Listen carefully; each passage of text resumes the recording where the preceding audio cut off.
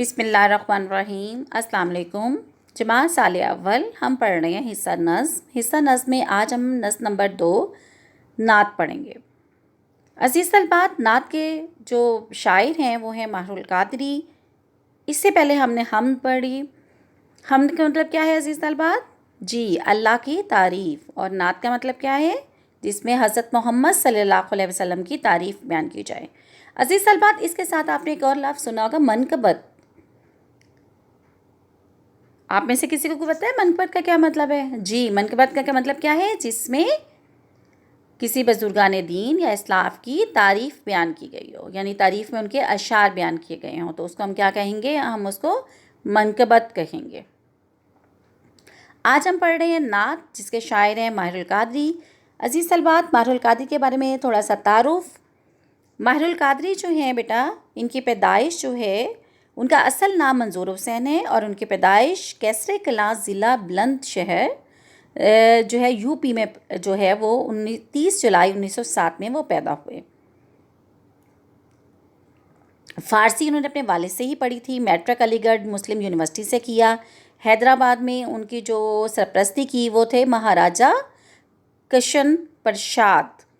وہاں مختلف محکموں میں وہ خدمات سر انجام دیتے رہے، پھر بمبئی چلے آئے۔ قیام پاکستان کے بعد کراچی آ گئے، یہاں سے علم و ادبی ماہنامہ جو تھا فاران جاری کیا۔ اور اگر آپ ریسرچ کریں تو دیکھیں فاران کی آپ کو بہت زیادہ جلدیں ملیں گی۔ اس میں اب وہ کہتے ہیں فران میں، اس میں ہماری نظر میں کے عنوان سے جو ہے کتابوں پر ماہر القادری کے تبصرے جو ہیں تخت و فیاض خاص دلچسپی سے پڑھی جاتی تھیں، یعنی جو فاران میں جو جاری کیا انہوں نے، اس میں کیا کہہ رہے ہیں، اس میں ہماری نظر میں جو وہ اس کو بڑا دلچسپی کے ساتھ پڑھا جاتا تھا۔ جس بعد آگے دیکھیے 13 مئی یعنی 12 مئی 1978 جدہ میں کہ ایک مشاعرے میں، یہاں لکھا ہوا ہے جدہ سعودی عرب میں ان کا انتقال ہوا، وفات، تو ایک اور اس میں اضافہ کر لیجئے کہ ان کا کیا ہوا تھا، وہ ایک مشاعرے میں تھے، مشاعرہ کر رہے تھے، اور ایک مشاعرے میں دل کا دورہ پڑنے سے ان کی وفات ہوئی۔ ان کی آخری آرامگاہ کیا ہے؟ جنت معلیٰ میں دفن ہوئے۔ کلمی نام ان کا ماہر تھا۔ پیشہ ان کا کیا تھا عزیز طلبات؟ شاعر تھے، صحافی تھے، نقاد تھے اور محقق تھے۔ زبان ان کی اردو تھی، اور قومیت ان کی کیا تھی؟ پاکستانی۔ اب تھوڑی سی بات ان کے کس کی شاعری کے بارے میں کر لی جائے کہ ان کا اسلوب بیاں کیسا تھا۔ ماہر القادری جو تھے کہ عزیز طلبہ قادر الکلام اور پرگوش شاعر تھے۔ انہوں نے غزل، گیت، قومی اور ملی نظمیں لکھیں، لیکن نعتوں میں خصوصاً جو تھا ان کا ایک سلام اس پر کہ جس نے بے قصوں کی دستگیری کی وجہ سے انہیں زیادہ شہرت ملی۔ کس پہ شہرت ملی عزیز طلبات؟ سلام اس پر کہ جس نے بے قصوں کی دستگیری کی وجہ سے انہیں بہت زیادہ شہرت ملی۔ ان کے نثری سرمائے میں طلسم حیات افسانے، کاروان حجاز سفرنامہ، آخر رسول، دور یتیم، یادگار رفتگان کے علاوہ بھی متعدد تصانیف شامل ہیں۔ علاوہ ازیں کئی شعری مجموعے بھی شامل جو ہے ان کے شائع ہوئے ہیں۔ ان کی شعری کلیات جو ہیں ڈاکٹر عبدالغنی فاروق نے مرتب کر کے شائع کر دی ہیں۔ ان کا اسلوب بیاں کیسا تھا؟ فصاحت و بلاغت اور سادگی و بے ساختگی ان کے کلام کی نمایاں خصوصیات ہیں۔ وہ زبان کی صحت و صفائی کا خاص خیال رکھتے ہیں۔ عزیز طلبات، یہ ان کا پورا تعارف ہے کہ ان کی حالات زندگی جو میں نے ابھی آپ سے جو ہے پورا بتایا آپ کو، کہاں سے وہ کہاں رہے، کہاں تعلیم حاصل کی، کن سبب جو ہے وہ آگے سے آگے بڑھتے گئے، کیا مشکلات ان کو جو ہے پیش آئیں، جو ہے اس میں دیکھیں اب انہیں مختلف جو اب تھوڑا سا تعارف میں نے آپ کو پہلے بیان کیا، اس میں بھی انہیں مزید اس میں دیکھیں 1928 میں ریاست حیدرآباد کے مختلف محکموں میں کام کرنے کا موقع ملا، اور پھر اس کے بعد انہوں نے لکھا ہوا ہے حیدرآباد کے دوران میں جب نواب بہادر یار جنگ کی تقاریر کا طوطی بولتا تھا تو نواب بہادر یار جنگ نے قائد اعظم محمد علی جناح سے ان کا تعارف یوں کرایا: میری تقریروں اور ان یعنی ماہر القادری کی نظموں نے مسلمانوں نے دکن میں بیداری پیدا کر دی۔ یہ بہت بڑی بات ہے جو کہ کس نے کہی؟ نواب بہادر یار جنگ نے۔ کس کے بارے میں؟ ماہر القادری کے بارے میں۔ 1947 میں انہوں نے بمبئی منتقل ہو گئے، تو وہاں انہوں نے فلموں میں بھی کام کیا، فلمی گیت بھی لکھے، اور اس کے بارے میں بہت زیادہ جو ہے ہم نے لیکن اس سے کچھ وقت انہوں نے اس میں گزارا، لیکن جلدی اسے کیا ہو گئے، اسے اکتا گئے اور اس دلدل میں سے نکل آئے۔ یہ مزید دیکھیں انہوں نے پورا اس میں لکھا ہوا ہے کہ وہ اس میں گئے، لیکن اس دلدل سے فلمی دنیا میں گئے ضرور، کچھ وقت بھی گزارا، لیکن پھر فلمی دنیا سے کیا کر لیا، کنارہ کشی اختیار کر لی۔ جی عزیز طلبات، یہ ماہر القادری کی چند جو ہیں تصانیف جو ہم کہہ سکتے ہیں ان کی جو ہیں پرندے کے نغمات ماہر ہے، در یتیم، فردوس، جذبات ماہر ہے، کاروان حجاز ہے، کردار ہے، کلیات ماہر ہے۔ عزیز طلبات، یہ تو تھی مختصر سا تعارف ماہر القادری کے بارے میں۔ اب باقاعدہ جو ہمارے سال اول میں حصہ نظم کی نظم نمبر 2 نعت ہے، اس کا باقاعدہ ہم آغاز کریں گے۔ عزیز طلبات دیکھیے، سب سے پہلے ہمیں اس کا نعت کا مرکزی خیال جو ہوتا ہے وہ تھوڑا سا میں آپ کے ساتھ کر لوں تاکہ پورا آپ کو ایک اسکیچ آپ کے سامنے خاکہ آ جائے گا۔ کیا ہے اس کا؟ رحمت دو عالم صلی اللہ علیہ وآلہ وسلم سراپے صداقت اور مجسم قرآن تھے۔ جی عزیز طلبات، کیا بولا میں نے کہ رحمت دو عالم صلی اللہ علیہ وسلم سراپے صداقت اور مجسم قرآن تھے۔ دین اسلام کے ذریعے آپ صلی اللہ علیہ وسلم نے انسانیت کو شائستگی اور خودداری کا درس دے کر دنیا کے سامنے تہذیب و تمدن کا بے مثل نمونہ پیش کیا۔ عزیز طلبات، ایک بات کا خیال رکھیے گا، دیکھیے ہم حضرت محمد صلی اللہ علیہ وسلم کی ذات اقدس ایسی ہے، جب بھی ان کا نام لیا جائے تو ان کے ساتھ صلی اللہ علیہ وآلہ وسلم بولا جاتا ہے۔ اب کیونکہ ہم ایک امتحانی نقطہ نظر سے بھی دیکھتے ہیں، ہمیں لکھنا ہے، ہمارا کام بھی لکھنے کا ہوتا ہے کہ لکھ کے ہم جو ہے لکھ کر ہم جو ہے سوال کو اٹیمپٹ کرتے ہیں۔ عزیز طلبات، اس بات کا بہت خیال رکھیے گا کہ جب بھی آپ جو سواد خالی لکھ دیتے ہیں اس کو لکھنا غلط ہے، اس کے آپ کے نمبر کٹتے ہیں۔ جہاں پہ بھی آئے حضرت محمد صلی اللہ علیہ وسلم یا آپ حضور صلی اللہ علیہ وسلم لکھ رہے ہیں، آپ لکھ رہے ہیں ان کو جو ہے، اس میں آپ نے اگر آپ لکھے آپ صلی اللہ علیہ وسلم، آپ کے اوپر سواد لکھنے کے بجائے آپ کیا لکھو گے؟ صلی اللہ علیہ وسلم چھوٹا سا کر کے پورا لکھیں گے۔ اس بات کا بہت خیال رکھیے گا تاکہ عزیز طالبات کہ ہم اس بات کا خیال نہیں رکھتے، ہم صلی اللہ علیہ وسلم فوراً دیکھیں جب بھی نام آتا ہے ہم فوراً کیا بولتے ہیں، ہماری زبان پہ فوراً کیا آتا ہے؟ صلی اللہ علیہ وسلم۔ جب بھی کہیں پہ سنتے ہیں، کانوں میں آواز رکھتے ہیں حضرت محمد صلی اللہ علیہ وسلم کا نام لے، فوراً کیا کہتے ہیں؟ صلی اللہ علیہ وسلم۔ تو جو لکھتے ہوئے بھی اپنی عادت بنا لیں کہ جب بھی لکھیں تو ہم کیا کریں گے؟ صلی اللہ علیہ وسلم پورا لکھیں گے۔ جی عزیز طلبات، اب ہم باقاعدہ سے اب ہم جو ہے شعر نمبر 1 تو دیکھیں گے کہ تو مقصد تخلیق ہے تو حاصل ایمان، تو مقصد تخلیق ہے تو حاصل ایمان، جو تجھ سے گریزاں وہ خدا سے ہے گریزاں۔ ماہر القادری کا بہت اچھا نعت کا یہ شعر ہے۔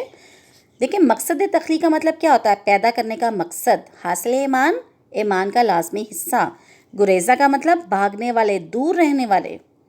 اب یہاں پہ شاعر کیا کہہ رہے ہیں؟ شاعر سرور دو جہاں صلی اللہ علیہ وسلم سے محبت اور عقیدت کا اظہار کرتے ہوئے کہہ رہے ہیں کہ آپ ہی کائنات کے وجود کا حقیقی سبب ہیں۔ اللہ تعالیٰ نے کائنات میں انسان کو تخلیق کیا، پھر انسان کی رہنمائی کے لیے انبیاء کو مبعوث کیا، پھر سرور دو عالم کو سب نبیوں کا سردار بنایا اور رہتی دنیا تک کے انسانوں کو آپ کی امت قرار دیا۔ یہ سب کچھ اللہ تعالیٰ کی طرف سے کائنات کو چلانے کے منصوبے کا حصہ ہے۔ اگر اس ذات پاک کا وجود نہ ہوتا، یعنی اس ذات پاک صلی اللہ علیہ وسلم کا وجود نہ ہوتا تو کائنات کا وجود بھی نہ ہوتا۔ ایک حدیث میں بتایا گیا ہے کہ کائنات کی تشکیل آپ صلی اللہ علیہ وسلم کے لیے ہی کی گئی۔ ماہر القادری اس میں عزیز طلبات کیا کہہ رہے ہیں کہ آپ صلی اللہ علیہ وسلم ہمارے ایمان کا لازمی جزو ہیں۔ جب تک آپ صلی اللہ علیہ وسلم کی رسالت کا اقرار نہ کیا جائے اور عملی زندگی میں آپ کی سنت کی پیروی نہ کی جائے، ایمان مکمل نہیں ہوتا۔ اس لیے آپ صلی اللہ علیہ وسلم حاصل ایمان ہیں، اور یہ حقیقت بھی مسلم ہے جو آپ کی ذات گرامی سے گریزاں ہے، آپ کی اطاعت نہیں کرتا، راہ خدا سے دور ہو جاتا ہے۔ قرآن مجید میں بار بار ارشاد کیا فرمایا گیا ہے؟ اگر تم اللہ سے محبت کرتے ہو تو میری محمد صلی اللہ علیہ وسلم کی پیروی کرو۔ کیا قرآن فرما رہا ہے کہ اگر تم اللہ سے محبت کرتے ہو تو میری محمد صلی اللہ علیہ وسلم کی پیروی کرو۔ اب ایک اور حدیث پاک میں یہ کیا فرمایا؟ آپ صلی اللہ علیہ وسلم نے فرمایا تم میں سے کوئی شخص مومن نہیں ہو سکتا، یعنی تم میں سے کوئی شخص اس وقت تک مومن نہیں ہو سکتا جب تک وہ مجھے اپنے والد، اپنے بیٹے اور دنیا جہاں کے لوگوں سے بڑھ کر نہ چاہے یا محبوب نہ رکھیں۔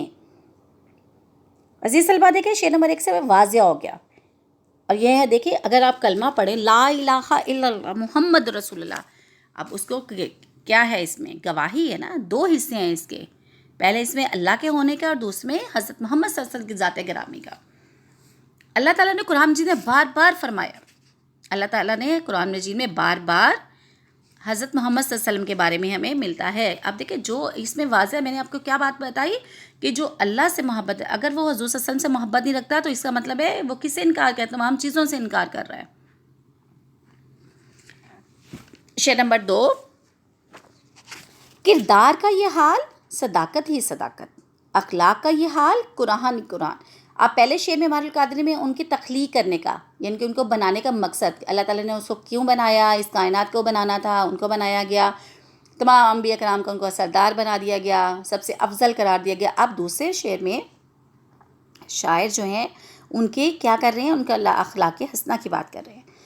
اب سرور کائنات صلی اللہ علیہ وسلم جو ہیں کی دیانت داری اور سچائی نبوت سے پہلے بھی مسلم تھی۔ آپ کو لوگ کیا کہتے تھے عزیز طلباء؟ صادق اور امین۔ دشمن بھی آپ کو کیا کرتے تھے؟ صدقے جو ہے ان کی سچائی کے دعوے دار تھے۔ نبوت پر فائز ہونے کے بعد جو تھی دعوت توحید کے لیے آپ نے صفا پہاڑی پہ کھڑے ہو کر قریش کو جب پکارا تو انہوں نے کیا کہا عزیز طلباء؟ جی اگر میں یہ کہوں کہ اس پہاڑی کے پیچھے ایک لشکر آپ پر حملہ کرنے کے لیے تیار ہے تو فوراً مان جائیں گے، تو سب نے کیا کہا تھا کہ انہوں نے کیا کہا تھا؟ اس لیے ہم سب نے تصدیق کی کہ ہم مان لیں گے، اس لیے کہ آپ نے ہمیشہ سچ بولا ہے، اور ہم آپ سے جھوٹ کی توقع کر ہی نہیں سکتے۔ دیکھیں کر ہی نہیں سکتے، یعنی کہ ان کو کتنا یقین تھا کہ یہ انسان جو ہے اس نے کبھی بھی جھوٹ نہیں بولا، اس لیے کبھی بھی یہ جھوٹ ہم سے نہیں بولے گا، ہمیشہ کیا بولتا ہے؟ سچ بولتا ہے۔ اب دیکھیں اس کے باوجود کہ یہ کیا تھا، یہ الگ بات ہے کہ قریش نے حد درمی کی بنا پر دعوت توحید قبول کرنے سے انکار کر دیا تھا۔ دیکھیں دعوت توحید قبول کرنے سے انکار کر رہے ہیں، لیکن کس بات پہ یقین کر رہے ہیں؟ کہ آپ نے کبھی جو ہے ہمیشہ سچ بولا ہے، آپ نے کبھی جھوٹ نہیں بولا۔ آپ صلی اللہ علیہ وسلم حسن اخلاق کا بہترین نمونہ تھے اور معلم اخلاق تھے۔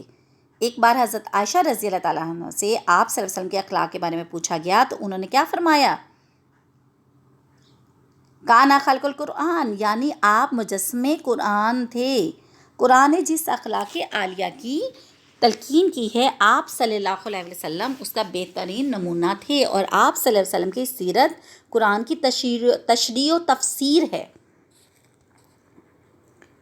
اقبال نے بھی جو ہے اسی بات کو ایسے کہا ہے، اس طرح سے کہا ہے، قاری نظر آتا ہے حقیقت میں ہے قرآن۔ جی طلباء شعر نمبر 3، کیا نام ہے شامل، کیا نام ہے شامل جو تکبیر و عزا میں، اس نام کی عظمت کے ہیں قربان دل و جان۔ عزیز طلباء شاعر نبی پاک صلی اللہ علیہ وسلم کی عظمت کو سلام کرتے ہوئے کہہ رہے ہیں کہ آپ کا نام کتنا منفرد ہے، مقدس ہے، متبرک ہے، اس کے بغیر نہ نماز کی تکبیر مکمل ہوتی ہے نہ اذان کی۔ دراصل نام محمد صلی اللہ علیہ وسلم جزو ایمان ہے، یہ کلمہ طیبہ کا جزو ثانی ہے۔ جب بھی اللہ تعالیٰ کی کبریائی کا ذکر آتا ہے تو عزیز طلباء حضرت محمد صلی اللہ علیہ وسلم کی قلبی تصدیق بھی لازم ہوتی ہے، ہم پہ ہو جاتی ہے۔ فرمان نبی کیا صلی اللہ علیہ وسلم ہے کہ تم میں سے کوئی شخص اس وقت تک مومن نہیں ہو سکتا جب تک دنیا کی ہر چیز، مال و دولت، اولاد، ماں باپ سے زیادہ مجھ سے محبت نہ کرے۔ اسی محبت کا تقاضا ہے کہ ہم اپنا سب کچھ آپ صلی اللہ علیہ وسلم پر نچھاور کر دیں۔ مولانا ظفر علی خان نے کیا کہا، خوب کہا ہے، نہ جب تک کٹ مروں میں خواجہ یثرب کی عزت پر خدا شاہد ہے کامل میرا ایمان ہو نہیں سکتا۔ امت مسلمہ کی تاریخ بتاتی ہے کہ مسلمان کتنا ہی بے عمل ہو، وہ نبی کریم صلی اللہ علیہ وسلم کے معاملے میں کسی روی رعایت کا قائل نہیں۔ خدا نخواستہ کا کوئی شخص یا اگر نعوذ باللہ آپ پر اعتراض کرے یا آپ صلی اللہ علیہ وسلم کے کردار و عمل پر کچھ بات یا بدگمانی جو ہے بدگمانی کے چھینٹے اڑائے تو مسلمان اس توہین کو برداشت نہیں کرتے اور ناموس رسالت صلی اللہ علیہ وسلم کے تحفظ کے لیے بڑی سے بڑی قربانی دینے سے دریغ کے لیے تیار ہو جاتے ہیں۔ یہ دیکھیں طریق گواہ ہے، جب بھی جو ہے نامِ رسولت جو ہے بات ہوئی ہے تب مسلمانوں نے اپنا خون بہایا اور اس مردود کو عبرت کا نشان بنا دیا جس نے ایسا کرنے کی کوتاہی کی۔ اشکوں سے تیرے دین کی کھیتی ہوئی سراب، اشکوں سے تیرے دین کی کھیتی ہوئی سراب، فاقوں نے تیرے دہر کو بخشا سر و سامان۔ عزیز طلباء دیکھیں شاعر آقا صلی اللہ علیہ وسلم کی عظمت کو اسلام کرتے ہوئے شاعر جو ہیں یہاں پہ کیا کہہ رہی ہیں، آپ صلی اللہ علیہ وسلم دنیا کی سب سے عظیم ہستی ہیں، امت پر آپ صلی اللہ علیہ وسلم کے بے پایا احسانات ہیں۔ ایک بڑا احسان یہ ہے کہ آپ صلی اللہ علیہ وسلم نے دین کو قائم اور سربلند کرنے کے لیے اپنی تمام صلاحیتیں صرف کر دیں، تبلیغ کا فریضہ بھرپور طریقے سے انجام دیا اور دار اسلام میں داخل ہونے والوں کی جاں فشانی کے ساتھ ساتھ تربیت کی، حتیٰ کہ دشمنان دین سے جنگ بھی لڑی۔ دین حق کے لیے جدوجہد کے ساتھ آپ صلی اللہ علیہ وسلم نے کفار کے مقابلے میں کامیابی کے لیے رو رو کر اللہ تعالیٰ سے دعائیں بھی مانگیں۔ ایسی طلبات اس میں ایک اور شامل کر لیں، دیکھیں حضور صلی اللہ علیہ وسلم کی ذات اقدس ہے ہی ایسی تھی، آخری وقت تک اگر آپ دیکھیں آخری وقت تک بھی ان کی زبان پہ کیا تھا، امت امت امت، اتنا درد تھا ان کی تھی کہ میری امت کو جو ہے آنے والے دنوں میں میری امت کے ساتھ کیا ہوگا اللہ تعالیٰ سے، اور پھر ان کی شفاعت بھی اپنے ہاتھ میں رکھی۔ اور دیکھیے حضرت محمد سے ذات اقدس کیسی ہے کہ آخرت میں جو ہماری زندگی اصل زندگی شروع ہوگی عزیز طلبات، وہاں پہ بھی کیا کریں گے، ہماری شفاعت کریں گے، اتنی دیر تک چین سے نہیں بیٹھیں گے جتنی دیر تک کوئی بھی مسلمان کہاں پہ ہوگا، جہنم میں ہوگا، اس کی شفاعت نہیں کر لیں گے۔ گویا دین اسلام کے پودے کو اپنے آنسوؤں سے سینچا ہے انہوں نے۔ دوسری طرف آپ کے فقر اور درویشی کا یہ عالم تھا، گھر میں مسلسل فاقے ہوتے تھے، مگر آپ صلی اللہ علیہ وسلم نے اپنے پیروکاروں کو ہدایت الہی اور قرآن کی جو نعمت عطا کی اس کی وجہ سے امت کو دنیا جہاں کا ساز و سامان یعنی مال و دولت، جاہ و منصب، شان و شوکت مل گیا، یعنی دین اسلام کی نعمت دنیا میں بھی خوشحالی عروج کا سبب بنی اور آخرت میں بھی اس کی بدولت کامیابی ہوئی۔ انسان کو شائستہ و خوددار بنایا، شعر نمبر 5 کیا ہے، انسان کو شائستہ و خوددار بنایا، تہذیب و تمدن تیرے شرمندہ احسان۔ یوں تو عالم انسانیت پر آپ صلی اللہ علیہ وسلم کے احسانات بے پایا ہیں، لیکن ایک بڑا احسان کیا ہے عزیز طلبات، کہ آپ نے انسان کو حقیقی معنوں میں انسان بنایا، اخلاق فاضلہ سے روشناس کروایا، ہمیں بتایا کہ اللہ تعالیٰ کا بندہ ہونے کے تقاضے کیا ہیں، خود شناسی خودداری کیا ہے، شائستگی اور اخلاق کیا ہیں، ہمدردی، مروت، اثار اور قربانی کیا ہیں۔ حسن اخلاق کے ان سب پہلوؤں سے آپ صلی اللہ علیہ وسلم نے ہمیں آگاہ کیا، بلکہ خود ان پر عمل کر کے مثالی جو ہے انہوں نے نمونہ پیش کیا۔ حضور صلی اللہ علیہ وسلم نے کیا فرمایا، تم میں سے سب سے اچھا انسان وہ ہے جو اخلاق و کردار میں سب سے اچھا ہوگا۔ جس معاشرے میں آپ نے جنم لیا، دنیا کی کون سی برائی تھی جو اس میں موجود نہ تھی؟ دیکھیں عرب معاشرے کو دیکھیں تو کیا تھا، جہالت تھی نا، ہر طرف جو ہے برائی کا دورہ تھا، جہالت عروج پر تھی، اخلاق کا جنازہ نکل چکا تھا، رشتوں کی پہچان ختم ہو چکی تھی۔ آپ صلی اللہ علیہ وسلم نے ایسے ماحول میں پرورش پانے کے باوجود کردار و عمل کا جو نمونہ دنیا کے سامنے پیش کیا وہ رہتی دنیا تک روشن مثال کی حیثیت سے باقی رہے گا۔ اب ماہر القادری جو ہیں وہ کہتی ہیں کہ اس کے نتیجے میں دنیا ایک مہذب اور شائستہ سوسائٹی میں تبدیل ہوگی۔ کون سی؟ عرب معاشرہ کہاں پہ تھا؟ جہالت میں ڈوبا ہوا تھا، اب کیا ہو گیا، حضور صلی اللہ علیہ وسلم کے ساتھ ہی دنیا میں تشریف لاتے ہی تہذیب یافتہ بن گیا۔ آپ صلی اللہ علیہ وسلم کی تربیت یافتہ صحابہ رضی اللہ تعالیٰ عنہ کو دیکھ کر دنیا کو اندازہ ہوا کہ تہذیب و تمدن کیا ہے۔ در حقیقت آپ صلی اللہ علیہ وسلم نے اخلاق و کردار کا جو نمونہ یعنی جو ماڈل ہمارے سامنے پیش کیا، اس کی وجہ سے بذات خود تہذیب و تمدن آپ صلی اللہ علیہ وسلم کیا ہے، ممنون احسان ہے۔ کسی شاعر کا نے بڑا خوب ایک مصرع جو میرے ذہن میں اس وقت آ رہا ہے کہ تہذیب کی شمع روشن کی اونٹوں کے چرانے والوں نے۔ عزیز طلباء شعر نمبر 6، رحمت کا یہ عالم ہے، مروت کا یہ انداز، رحمت کا یہ عالم ہے، مروت کا یہ انداز، ماہر سا گناہگار ہے و بستہ دامہ۔ آخری اس کا شعر ہے، مقطع ہے اس کا۔ اللہ یہاں پہ وہ کیا بات کہہ رہے ہیں کہ اللہ تعالیٰ نے نبی پاک صلی اللہ علیہ وسلم کو سب جہانوں کے لیے رحمت بنا کر بھیجا۔ آپ صلی اللہ علیہ وسلم کے رحمت العالمین کا اندازہ یہ ہے کہ آپ نے طائف کے بازاروں میں پتھر کھا کر بھی کیا کیا؟ مارنے والوں کے لیے دعائیں کی۔ سلام اس پر کہ جس نے گالیاں سن کر دعائیں دی۔ آپ کی رحمت و مروت کا ایک اور بڑا نمونہ فتح مکہ کے موقع پر ہمیں دیکھنے میں ملتا ہے عزیز طلبات، جب آپ صلی اللہ علیہ وسلم نے خون کے پیاسوں کو بھی یہ کہتے ہوئے معاف کر دیا، جاؤ تم آزاد ہو۔ مولانا ظفر علی خان اس پر میں کیا کہتے ہیں؟ دنیا میں رحمت دو جہاں اور کون ہیں؟ دنیا میں رحمت دو جہاں اور کون ہیں؟ جس کی نہیں مثال وہ تنہا تم ہی تو ہو۔ اس مولانا حالی کا مسدس کا ایک شعر ہے، وہ نبیوں میں رحمت لقب پانے والا، وہ نبیوں میں رحمت لقب پانے والا، مراد غریبوں کی بر لانے والا۔ شاعر کو اپنی خطاؤں اور گناہوں کا شدید احساس ہے۔ اس عالم میں اس نے خود کو حضرت صلی اللہ علیہ وسلم کے دامن رحمت سے وابستہ کر لیا ہے، کیونکہ نجات کی فقط یہی صورت ہے۔ شاعر اسے اپنی خوش بختی سمجھتا ہے کہ وہ آپ صلی اللہ علیہ وسلم کے دامن شفقت سے منسلک ہے۔ وہ کہتا ہے کہ آپ صلی اللہ علیہ وسلم کی رحمت العالمین کی انتہا ہے کہ آپ صلی اللہ علیہ وسلم نے مجھ جیسے ایک عاصی یعنی گناہگار کو، خطا کار کو اور گناہگار کو اجازت دی ہے کہ میں آپ کا دامن پکڑ لوں، اور مجھے یہ صلاحیت دی ہے کہ میں آپ کے بارے میں کچھ لکھ سکوں۔ دیکھیں عزیز طلبات، یہ وہ ہستی ہے کہ جس میں ہم لکھنا شروع کر دیں، تعریف لکھنا شروع بھی کر دیں، تو میرا خیال ہمارے پاس الفاظ ختم ہو جائیں گے، اور ہم ان کی تعریف بیان کرتے کرتے، دیکھیں الفاظ ختم ہونے کا مطلب ہے تعریف ختم نہیں ہوگی لیکن الفاظ ختم ہو جائیں گے۔ عزیز طلبات، یہ ہماری آج کی جو نظم تھی، نظم نمبر 2 نعت، اس کو بہت اچھے طریقے سے بیٹا اس کی لرننگ کیجیے گا، اس کو پڑھیے گا، اور جو ہے مزید اس میں جو ہے قرآن و حدیث کے حوالہ جات جو ہے وہ اس میں شامل کریں، قرآن سے نکالیں، ریسرچ کریں بیٹا۔ دیکھیں الحمدللہ ہم مسلمان ہیں، قرآن جو ہے اس کو پڑھیں، اس کا ترجمہ سیکھیں بیٹا، اس کا ترجمہ پڑھیں، تفسیر پڑھیں، اس میں ایک ایک آیت میں اللہ تعالیٰ نے ہمارے لیے نشانیاں کھول کر بیان کیا ہوا ہے۔